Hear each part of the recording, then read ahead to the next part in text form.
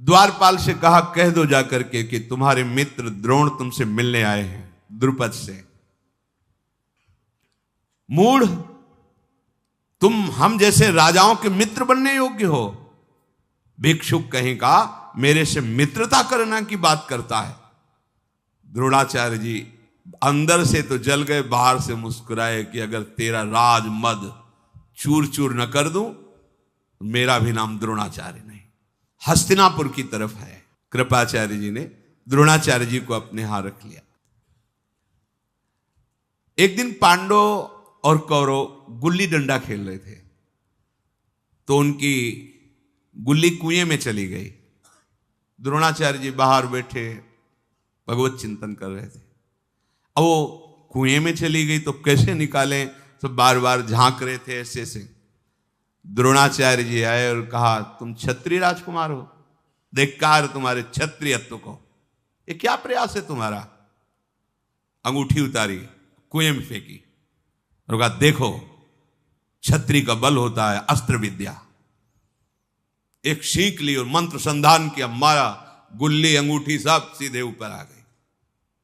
सब राजकुमार चरणों में, ऐसी धनुर्विद्या का तो हमें ज्ञान नहीं है, जाओ प्रार्थना करो भीष्म से और मुझे गुरु पद पर अभिषिक्त करो, मैं वो धनुर्विद्या सिखाऊंगा जो आज तक तुम्हें ज्ञान नहीं। भीष्म जी से जाके कहा कि तो उनका द्रोणाचार्य के सिवा और कौन हुई ना, क्योंकि कृपी का विवाह हुआ ही था भीष्म जी की अनुमति। उनका इतने बड़े धनुर्धर तो द्रोणाचार्य जी है।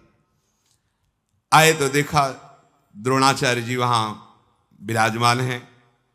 द्रोण को देखकर प्रणाम किया भीष्म जी ने और कहा, एक कुमार आपका गुरु रूप से वर्ण करने के लिए बहुत उत्साहित है। तो उन्होंने कहा कि देखो आपको पता होना चाहिए मेरी भिक्षा की भी व्यवस्था नहीं। देखो पहले क्या था, तपस्या धन होता था, जितेंद्रियता धन होता था, मेरे यहां भिक्षा की भी व्यवस्था नहीं। मैं कृपाचार्य जी के यहां इसीलिए रह रहा था कि मैं किसी भी तरह आपको अपनी बात बता सकूं। क्या आप जैसे धर्मात्मा राजाओं के होने पर भी हम जैसे ऋषियों को भूखों मरना पड़ेगा? भीष्म जी ने कहा, यह राज्य आपका, आज से हस्तिनापुर पर कोई भी शासन करे पर वो आपकी अनुमति से होगा। ये मैं आपको स्वीकार, आचार्य पद पर आपको स्वीकार करता हूं। द्रोण ने जो जो बात कही थी वो सब स्वीकार कर ली गई। मैं कभी अपनी प्रतिज्ञा से च्युत नहीं होता, द्रोणाचार्य जी ने कहा। समस्त धनुर्विद्या का ज्ञान में जो अधिकारी राजकुमार है उसको दूंगा। मैं विनीत हृदय से वर्षों तक गुरु सेवा करके अद्भुत गुणों को प्राप्त हुआ हूं। धन प्राप्त होना और भागवतिक सद्गुण प्राप्त होना, इन दोनों में बहुत अंतर है। सब जगह से पूर्ण है, खाने की व्यवस्था, तपस्या के धनी है। किसी की बढ़ोतरी धन देखकर नहीं माना जाता कि उसके पास बहुत धन है, बहुत जन है तो बड़ा पुण्यवान है, बड़ा तपस्वी है, वो बड़ा महात्मा है। ये भागवतिक सद्गुण होते हैं, ये आंतरिक होते हैं। बाह्य ये सब प्राकृतिक देखकर किसी को बड़ा छोटा नहीं माना जा सकता। पूर्व पुण्य के प्रताप से ऐश्वर्य आ सकता है, समुदाय जुड़ सकता है, लेकिन जितेंद्रियता, भगवत चिंतन, कष्टों को सहकर भगवत मार्ग में चलना, ये तो कोई चला हुआ ही उसे पहचान सकता है। नहीं, बाहरी लोग तो बाहरी बातें देख करके मानते हैं। भीष्म जी से कहा कि एक कांटा हमारे हृदय में चुभ रहा है। द्रुपद ने मेरा भरी सभा में उपहास और अपमान किया है। अगर मैं कभी द्रुपद के पद कोई आज्ञा करूं तो आप राजकुमारों को कभी भी निषेध मत करना, क्योंकि मैं अपने शिष्यों को इस योग्य तैयार करूंगा कि द्रुपद ने जो कहा है कि राजाओं का मित्र सिर्फ राजा हो सकता है, इसका उत्तर मैं एक बार दूंगा, क्योंकि बात मेरे हृदय में है। भीष्म जी ने कहा, आपका विरोध करने की सामर्थ्य किसमें है? द्रोणाचार्य जी ने कहा, जानते हो मैं किस दुख से दुखी हूं। एक बार अश्वत्थामा कुछ बालकों के साथ खेल रहा था तो किसी ऋषि पत्नी ने उन्हें दूध पिलाया। वो घर में आके दूध के लिए बहुत व्याकुल हुआ तो जंगली चावल का धोवन उसे पिलाया गया। उसने कहा नहीं, मुझे दूध ही चाहिए। तो मैं उसी से प्रेरित होकर भगवान परशुराम के पास गया था कि कम से कम एक गाय तो दे देंगे, उनके पास कुछ नहीं बचा, मुझे अस्त्र विद्या दी। फिर प्रेरित होकर इसी बात से मैं द्रुपद के पास गया था, लेकिन उसने अपमान किया। अपने पुत्र को इस स्थिति में देखकर मैं दुखी हूं। मैंने तो कंदमूल फल से अपना जीवन काटा है। भीष्म जी ने कहा अश्वत्थामा को भी सम्मान के साथ हस्तिनापुर में बुलाया जाए। कृपी द्रोणाचार्य अश्वत्थामा, उनके लिए एक महल दिया, सारी सुविधाएं दी। मनुष्यों में महातेजस्वी द्रोणाचार्य जी ने भीष्म जी के द्वारा दिया हुआ महल स्वीकार करके वहां रहने लगे। भीष्म जी ने पांचों पांडव और ये 100 जो कौरव हैं, इनके गुरु पद पर द्रोणाचार्य जी का वर्ण किया। अकेले बैठे हुए थे द्रोणाचार्य जी एक दिन, तो शिष्यों से बात कही, राजकुमारों, मेरे मन में एक कार्य करने की इच्छा है। मैं तुम्हें अस्त्र विद्या सिखाऊंगा, क्या तुम मेरा वो कार्य कर सकते हो? सबने हाथ जोड़कर कहा, हां गुरुदेव, आदेश कीजिए। अगर गुरु की आज्ञा का शिष्य पालन न करे तो शिष्य ही कैसा।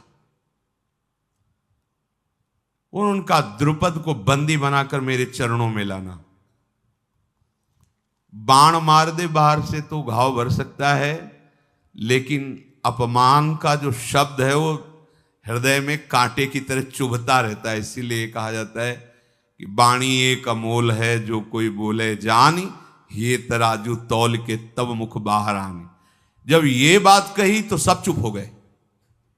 द्रुपद कोई साधारण है, महाबलशाली राजा है।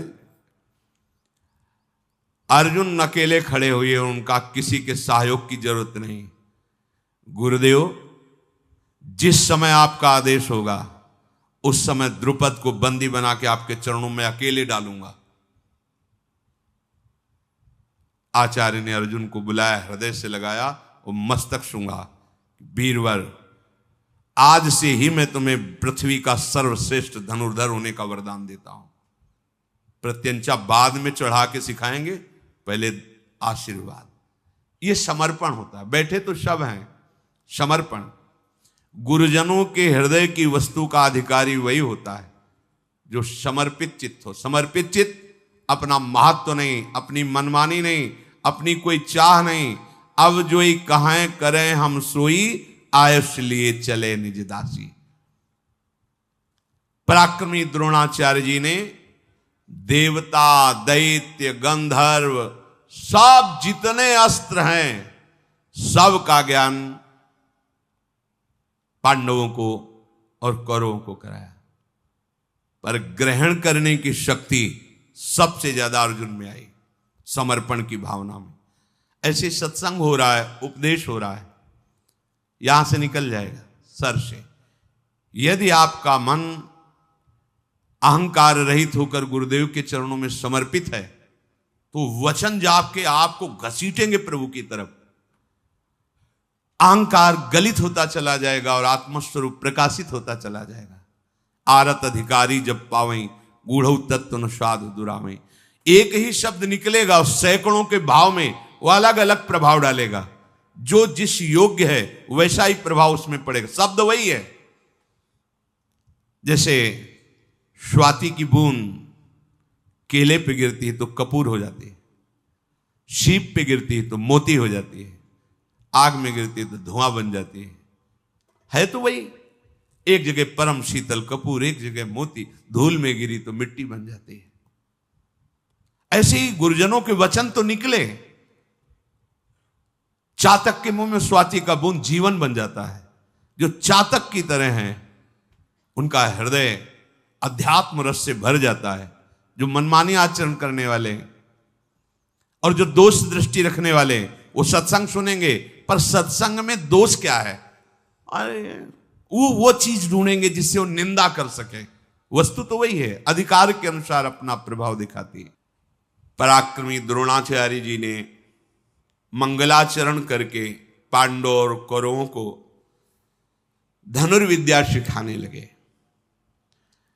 अस्त्र विद्या में समस्त कुमारों को प्रवीण करने के लिए बड़ी सावधानी से अलग अलग गदा युद्ध, तलवार चलाना, बर्छी चलाना आदि आदि। जब ये प्रचार हुआ कि द्रोणाचार्य जी पांडव और कौरवों को शिक्षा दे रहे हैं, तो वृष्णिवंशी, अंधकवंशी और भी राजकुमार सम्मिलित हुए आकर के। उसी में कर्ण भी सम्मिलित हुआ द्रोणाचार्य जी की अस्त्र शिक्षा लेने के लिए। कर्ण इतने प्रवीण थे कि जो अर्जुन को द्रोणाचार्य जी सिखाते वो बिना सिखाए सीख जाते। एक बार देख लिया, क्योंकि अर्जुन को सर्वश्रेष्ठ धनुर्विद्या का ज्ञाता बनाना चाहते थे द्रोणाचार्य जी, और बनाया भी। कर्ण ये नजर रखता था क्या शिक्षा दे रहे हैं। यही शिष्य की उत्तम वृत्ति है कि अपने गुरु की प्रत्येक उपदेश, वो चाहे किसी को हो रहे हों, उन्हें सावधानी से सुनकर अपने हृदय में उतारना चाहिए।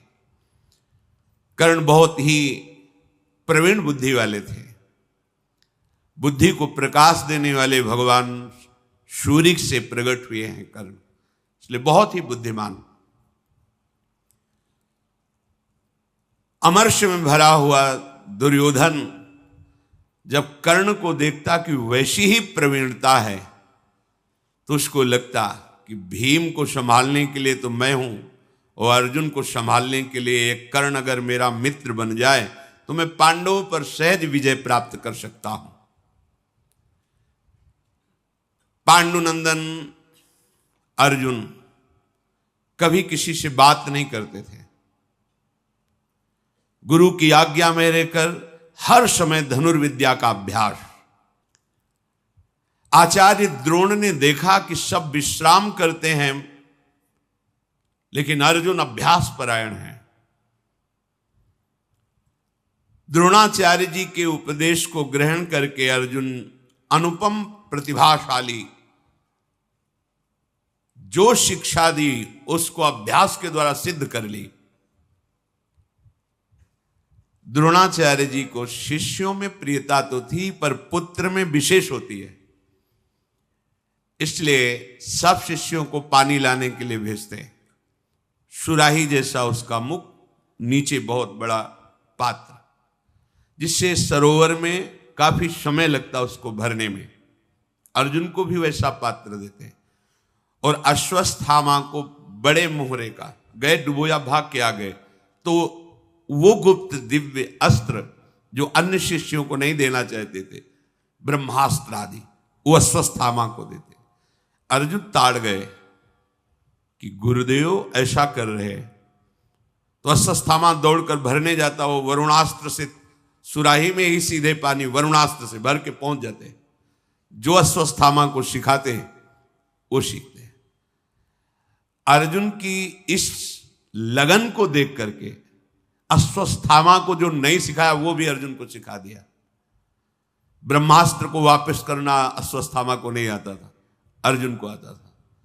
अर्थात गुरु की प्रियता का वही पात्र बन सकता है जिसको लक्ष्य की प्राप्ति में प्रबल लगन हो।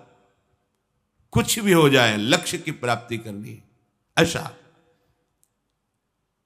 अर्जुन वरुणास्त्र से अपने कमंडल को भरकर आचार्य पुत्र के साथ वो गुप्त रूप से दिव्यास्त्र सीखते। बड़ा अभ्यास किया अर्जुन ने, जब देखो तब अभ्यास में। द्रोणाचार्य जी ने रसोइये से कहा अर्जुन को कभी अंधेरा ना होने पावे भोजन के समय। एक दिन ऐसी वायु चली कि दीपक बुझ गया, स्वाभाविक हाथ ऐसे जा रहा है। अर्जुन ने विचार किया कि ये क्यों बिना प्रकाश के हाथ मुख में ही जा रहा है, इसका मतलब अभ्यास। तो इसका मतलब अंधकार में बिना देखे भी लक्ष्य भेदा जा सकता है। अभ्यास शुरू कर दिया, रात्रि में लक्ष्य भेदना, बिना देखे लक्ष्य भेद देना। बड़ी सामर्थ्य अभ्यास में होती है। द्रोणाचार्य जी विश्राम कर रहे थे, साए साए आवाज सुनाई दी। उठ के गए, देखा रात्रि के घोर अंधकार में लक्ष्यवेद पर अर्जुन तत्पर है। जब सब राजकुमार सो रहे हैं, द्रोण ने कहा, अर्जुन मैं बहुत प्रसन्न हुआ तुम्हारे प्रयास से। संसार में फिर दोबारा कहता हूं कि तुम्हारे जैसा कोई धनुर्धर नहीं होगा, ऐसा मैं आशीर्वाद देता हूं।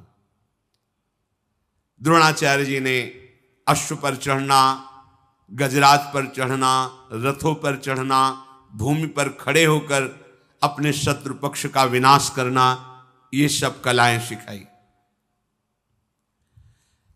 ऐसा चल ही रहा था कि काले रंग का राजकुमार जैसा कुमारावस्था का पुरुष पधारा और कहा, मैं निषाद राज हूं, हिरण्यधनु का पुत्र एकलव्य हूं और आपको गुरु के रूप में वरण करता हूं। आप मुझे धनुर्वेद की शिक्षा दीजिए। वो ऐसा कह रहा था कि द्रोणाचार्य जी की दृष्टि कौरवों पर पड़ी तो सब क्रुद्ध होकर देख रहे थे कि ये भील हमारे साथ कैसे एक साथ धनुर्विद्या ग्रहण करे। नहीं, द्रोणाचार्य जी ने कहा, हम तुम्हें धनुर्विद्या नहीं दे सकते, तुम जंगल में रहने वाले किरात हो, हम राजकुमारों के साथ तुम्हें नहीं रख सकते। देखो, गुरु कह दे शिष्य से कि हम तुम्हें शिष्य नहीं मानते, कुछ नहीं बिगड़ा। शिष्य हृदय में स्वीकार कर ले, मैं गुरु मानता हूं, सब बन जाएगा। गुरु खूब कहे तुम हमारे शिष्य हो, पर तुम बात ना मानो तो बिल्कुल कल्याण नहीं होगा। एकलव्य जी को द्रोणाचार्य जी ने मना कर दिया, मैं तुम्हें शिक्षा नहीं दे सकता, तुम्हारा शिष्यत्व अस्वीकार करता हूं। एक बार भर दृष्टि देखा, साष्टांग प्रणाम किया और कहा, आजीवन के लिए मैं आपको गुरु रूप से वरण करता हूं, आप स्वीकार करें ना करें। चला गया। बहुत एकाग्रता पूर्वक चिकनी मिट्टी से द्रोणाचार्य जी की मूर्ति बनाई उसने, और बस रोज साष्टांग प्रणाम करके, 4 परिक्रमा करके और धनुष पर प्रत्यंचा चढ़ाकर द्रोणाचार्य का ध्यान करते हुए धनुष बाण का अभ्यास करने लगा। बिना सिखाए समस्त धनुर्विद्या उसके अंदर आ गई। ये देखो, ये है गुरु का वरण करना। गुरुदेव के प्रति पूर्ण भगवत बुद्धि गुरु बिल्कुल स्वीकार नहीं किए, निकाल दिया, लेकिन उनकी ऐसी बुद्धि कि सारे धनुर्वेद द्रोणाचार्य के हृदय के वहां पहुंच गए। ये महिमा होती है। यदि गुरु निष्ठ हो तो गुरु से आशीर्वाद मांगने की जरूरत नहीं, उनके हृदय की वस्तु आपके हृदय में प्रकाशित हो जाएगी।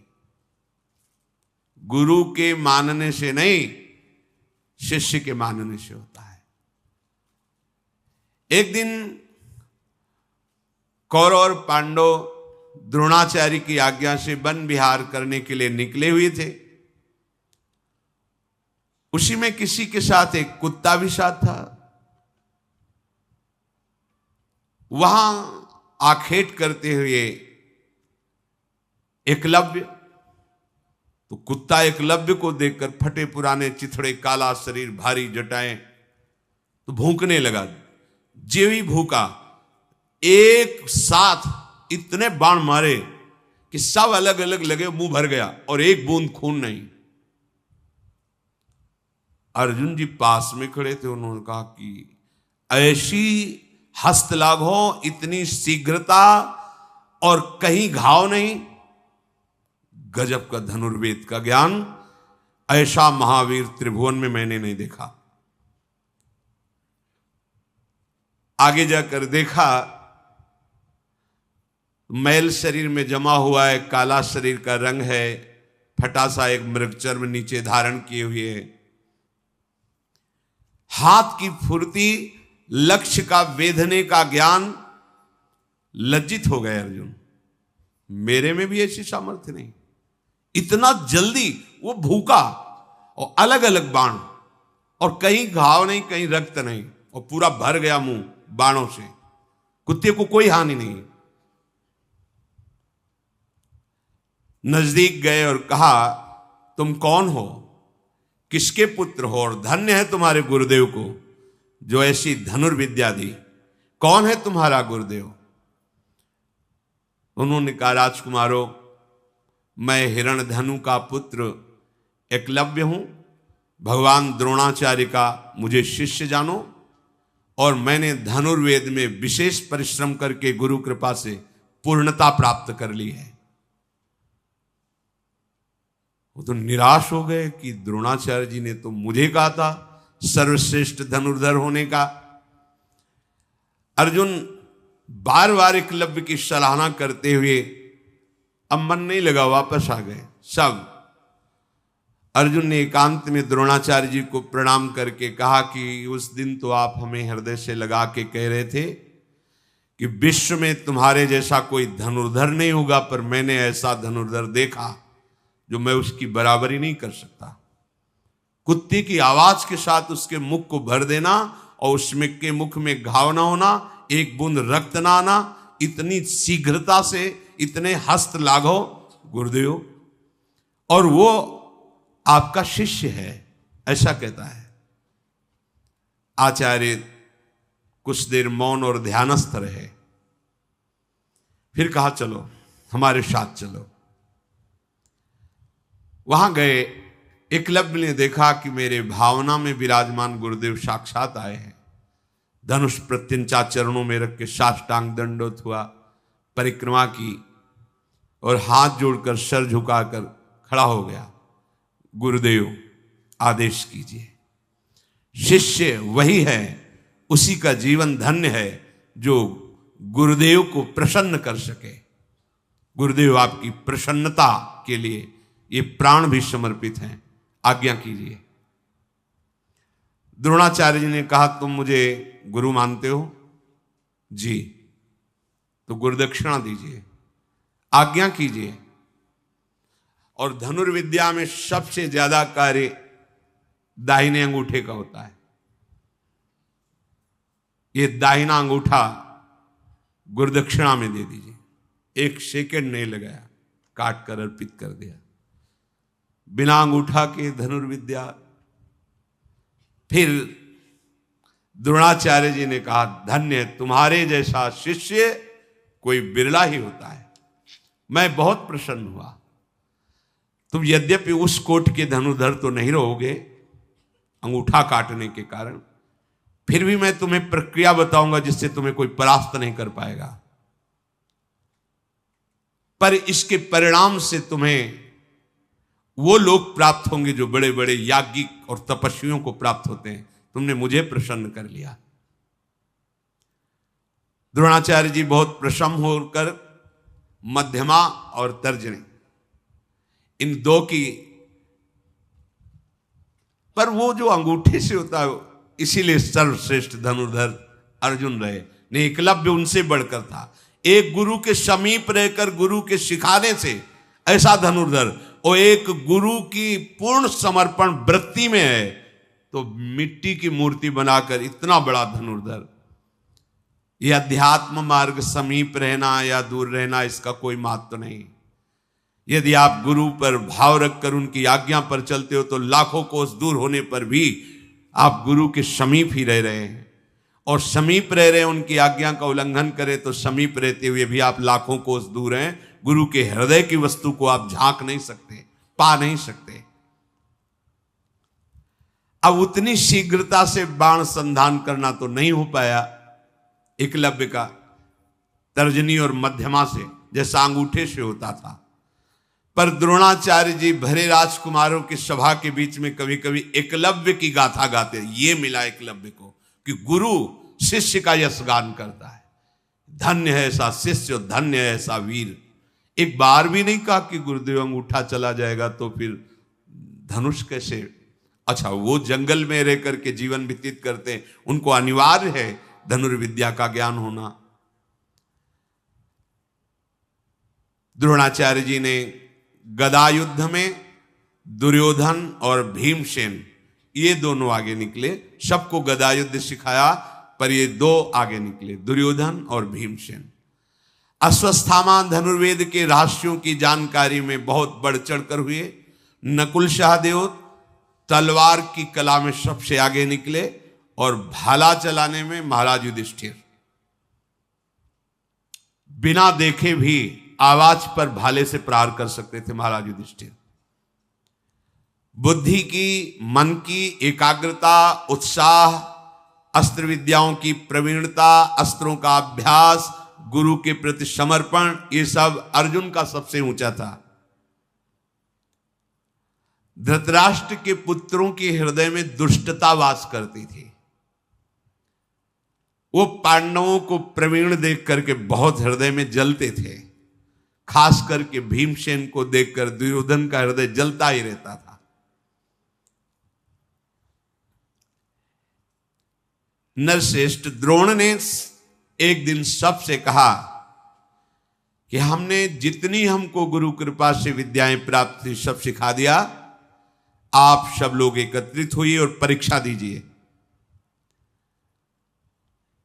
एक बहुत छोटे से गीध की रचना करवाई काष्ठ की, वो एक विशाल वृक्ष की ऊंचाई पर उसे टांग दिया, और सब राजकुमारों से कहा आसन में हो जाओ, वीरासन में, और इस गीध की गर्दन काट के गिरानी है।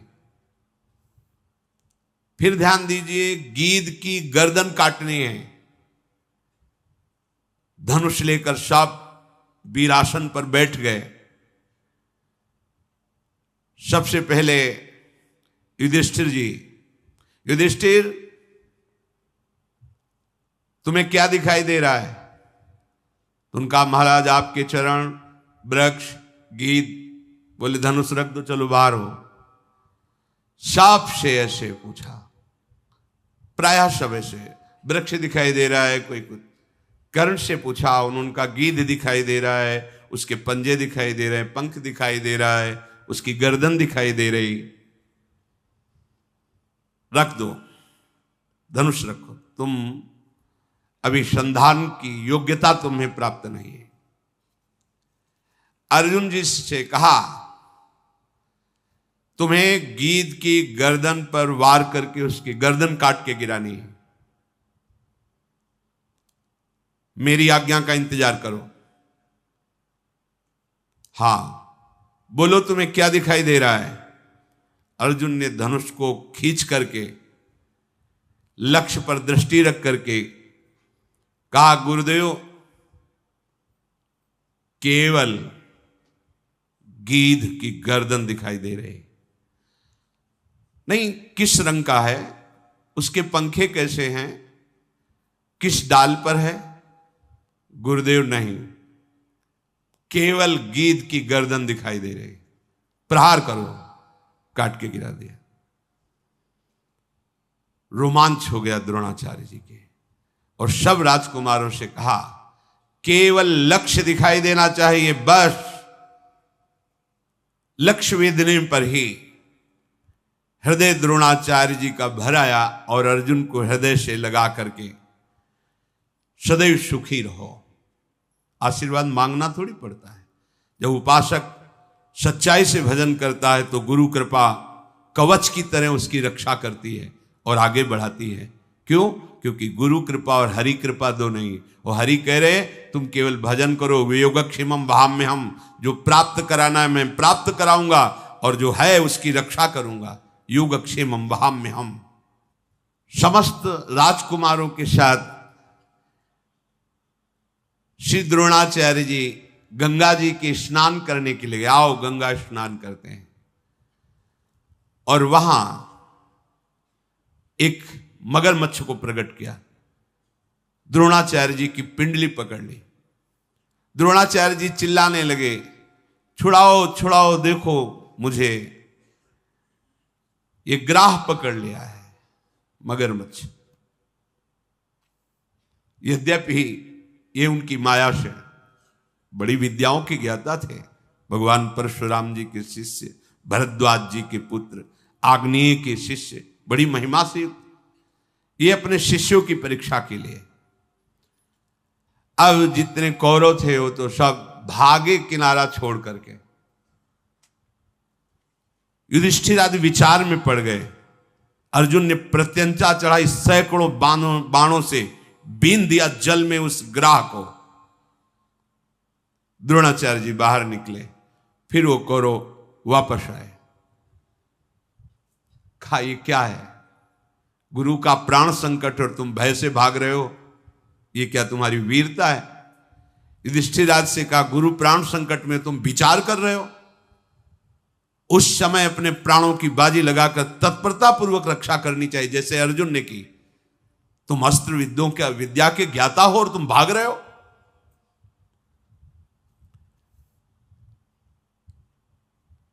बहुत प्रसन्न हुए द्रोणाचार्य जी और सबके बीच में वहीं गंगा किनारे अर्जुन से कहा स्नान करो, और एक अमोघ अस्त्र दिया जिसे ब्रह्मशिर नाम का अस्त्र कहते हैं।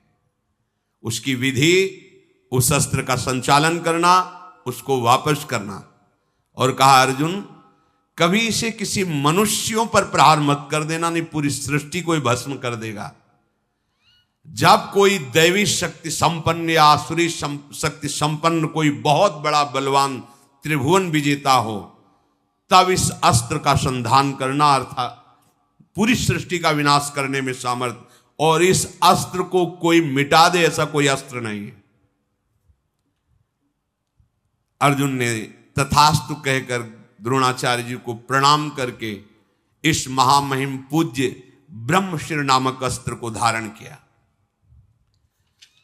जब द्रोणाचार्य जी ने देखा कि ये राजकुमार अस्त्र विद्या में प्रवीण हो चुके हैं, तब कृपाचार्य, सोमदत्त, वाल्मीकि, गंगानंदन, भीष्म, भगवान व्यासदेव जी, विदुर जी, धृतराष्ट्र जी, इन सबको बुलाया और कहा ये राजकुमार संपूर्ण अस्त्र शस्त्र विद्या से प्रवीण हो चुके हैं।